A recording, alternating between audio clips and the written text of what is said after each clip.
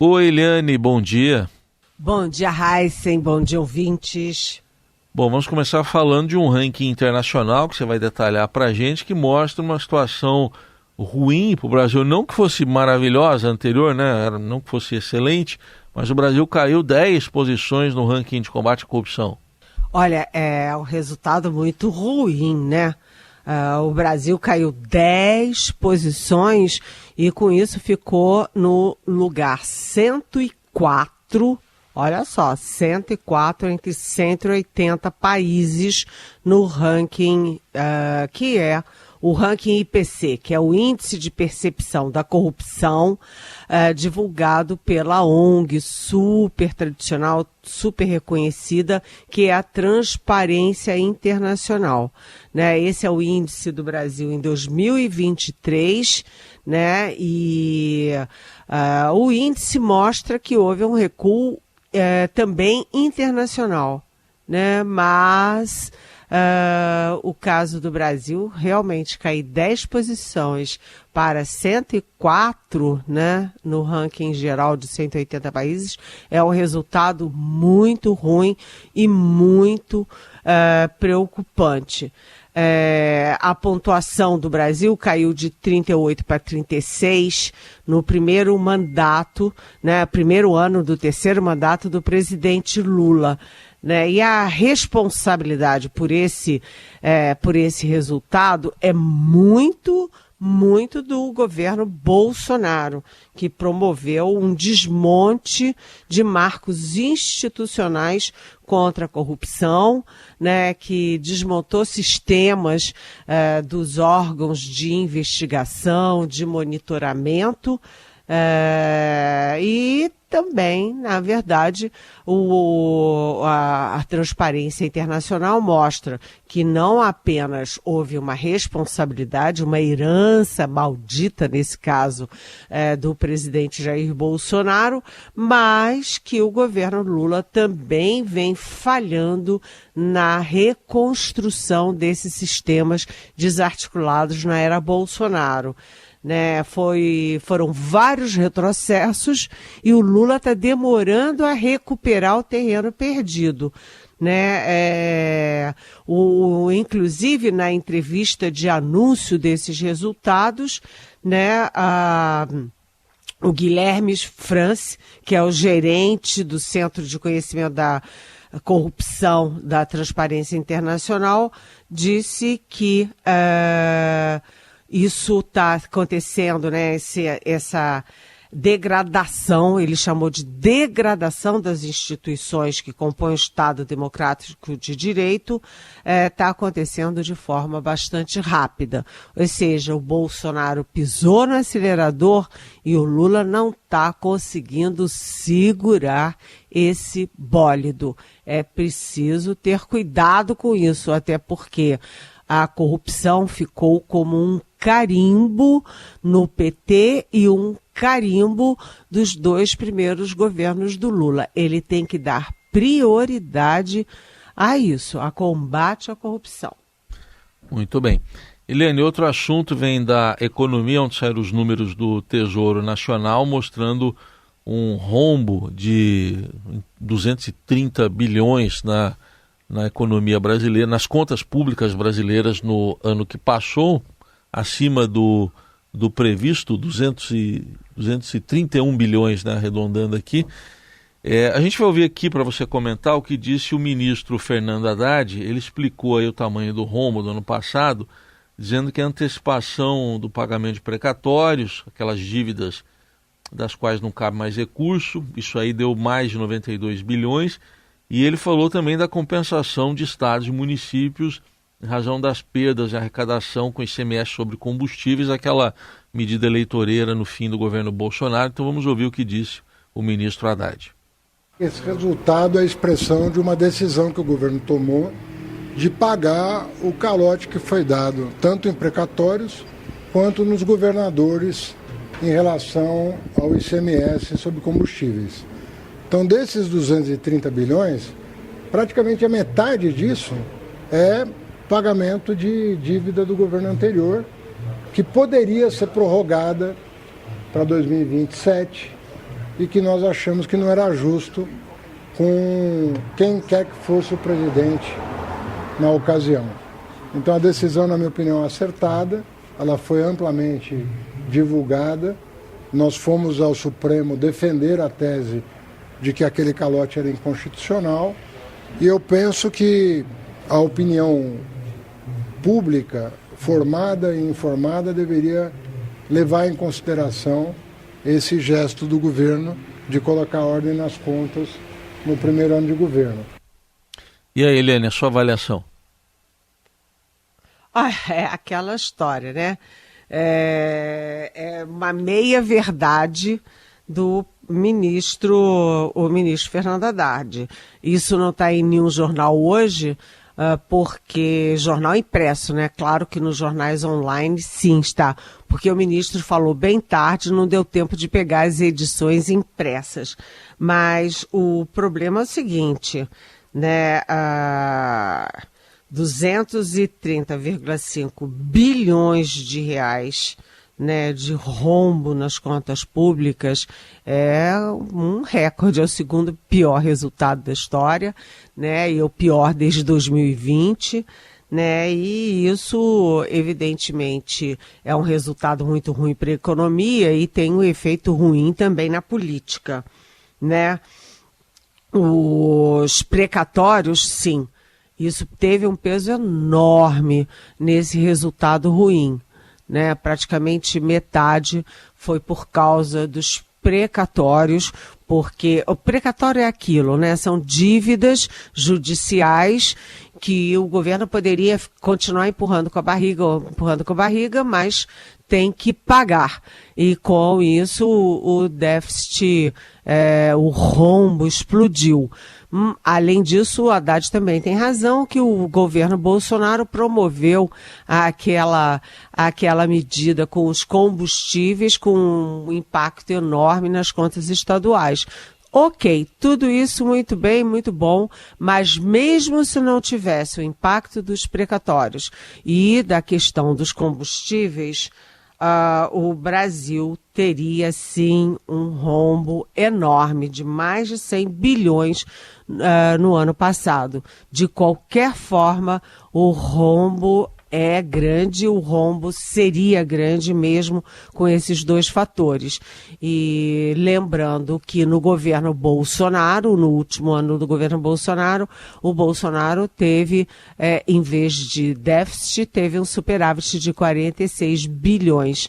Então, são 46 bilhões a favor das contas do Bolsonaro e 230,5 bilhões contra o governo Lula. Isso é muito ruim e, obviamente, os bolsonaristas estão fazendo uma festa. Inclusive o Ciro Nogueira, né, que foi chefe da Casa Civil do Bolsonaro, que é senador agora, que é do PP, um partido, aliás, que tem ministérios no governo Lula. Ele está dizendo, tá vendo? Isso aqui é o governo Lula. Gasto, gasto e gasto. Essa é uma crítica recorrente ao governo Lula.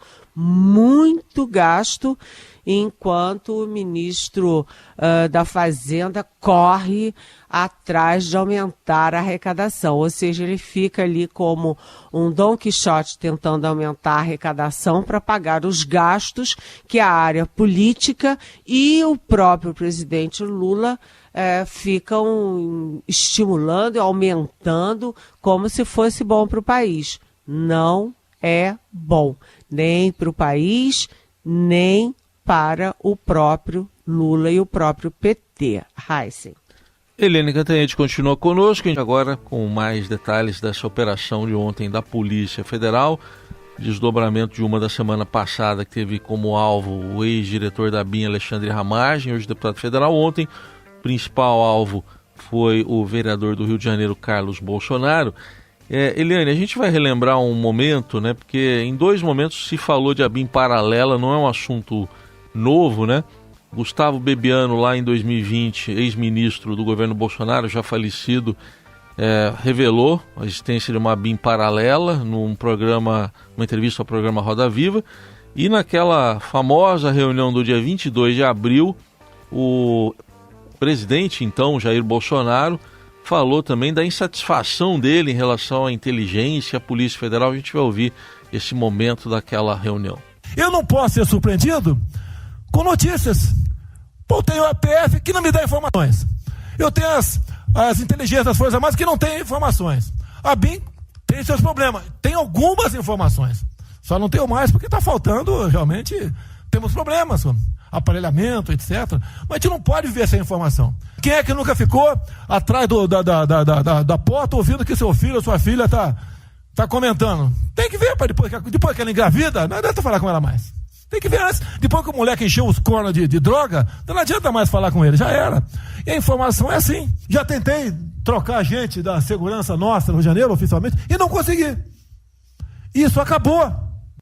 Eu não vou esperar fuder minha família toda, de sacanagem, ou amigos meus, porque eu não posso trocar alguém da segurança na ponta da linha que pertence à estrutura nossa. Vai trocar. Se não puder trocar, troca o chefe dele. Pode trocar o chefe dele? Troca o ministro. E ponto final. Não estamos aqui para brincadeira. Tá, Helene, 22 de abril de 2020. E o que o passado pode explicar sobre hoje?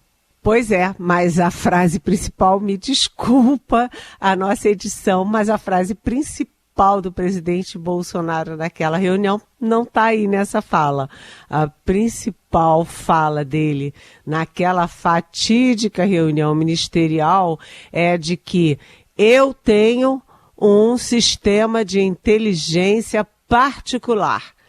Isso é que é o mais importante, é ele admitindo que tinha um sistema de inteligência particular, que na verdade não era particular.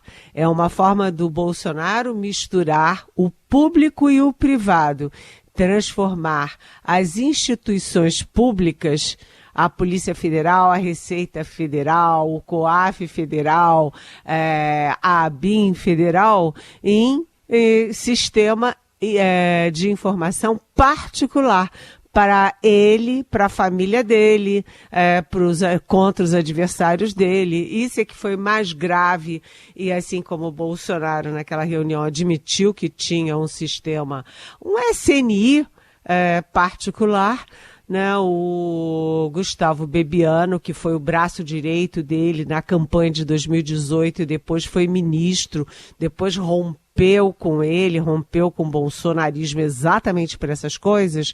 O Bebiano disse no Roda Viva da TV Cultura que o governo tinha uma ABIN paralela, ou seja, o que é um Estado paralelo, um Estado particular, evidentemente isso é criminoso, né? Além disso, quando o general Santos Cruz saiu do governo, ele que era amigo da família Bolsonaro, frequentava a família Bolsonaro, inclusive, e tudo, o Santos Cruz saiu do governo exatamente porque não admitia a desenvoltura dos filhos do Bolsonaro, do sobrinho do Bolsonaro, entrando e saindo do Palácio do Planalto, participando de reunião, sabendo de tudo, etc., como se fossem do staff do governo. Eles não eram do Palácio, eles não tinham função, eles não tinham sequer crachá. Como é que eles entravam e saíam? Como se fosse a casa da mãe Joana. Então, tudo isso é agora o que está sendo investigado, e a grande novidade é que, além do Alexandre de Moraes, além do Supremo, e autorizar a Polícia Federal a fazer as operações, você tem uma nova frente aí de levar as coisas a sério, que é a Procuradoria-Geral da República, a PGR, que agora está com Paulo Gonet. Sai o Augusto Aras, entra o Paulo Gonet e as coisas funcionam, né? Então há um alinhamento entre o Supremo e a PGR do Paulo Gonet.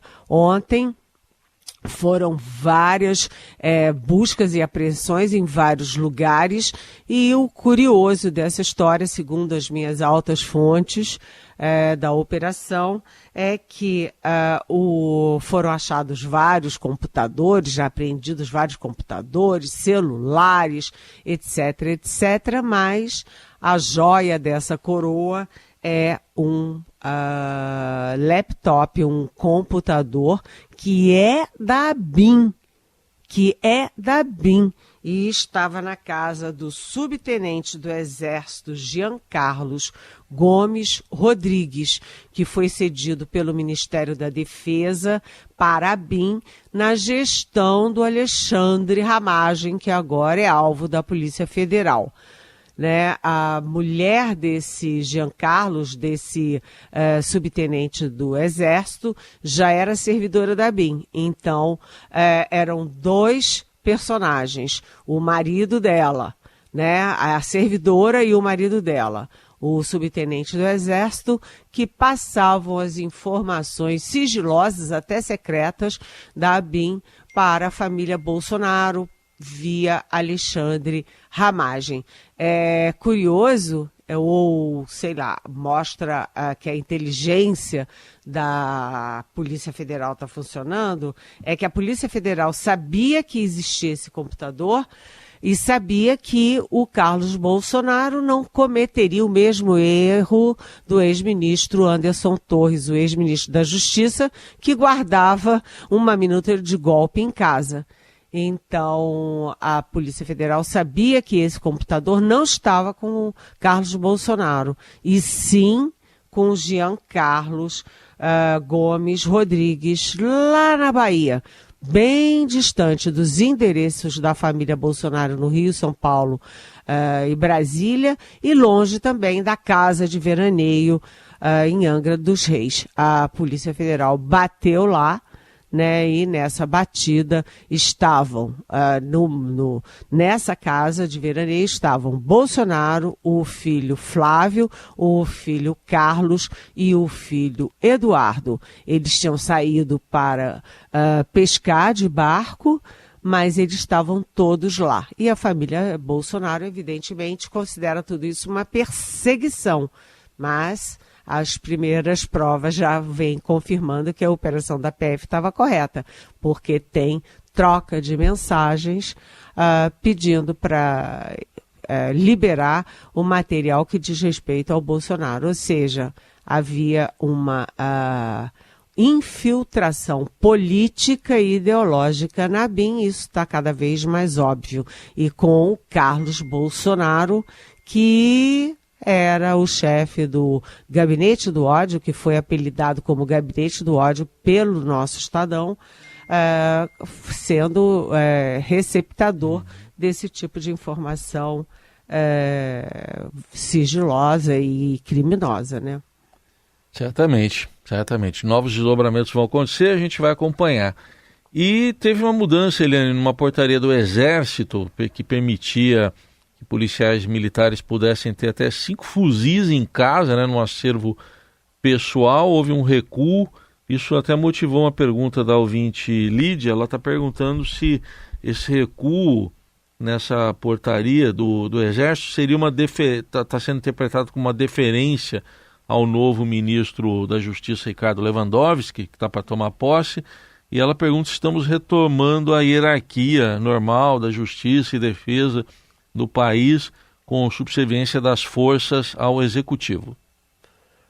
Olha, primeiro, é uma excelente notícia, né? Segundo, é inacreditável, né, que o Exército Brasileiro tenha publicado uma norma dando aval para policiais e bombeiros militares terem em casa até 6 armas, né, além das que são utilizadas em serviço, né? Peraí, gente, o que alguém faz com 6 fuzis dentro de casa?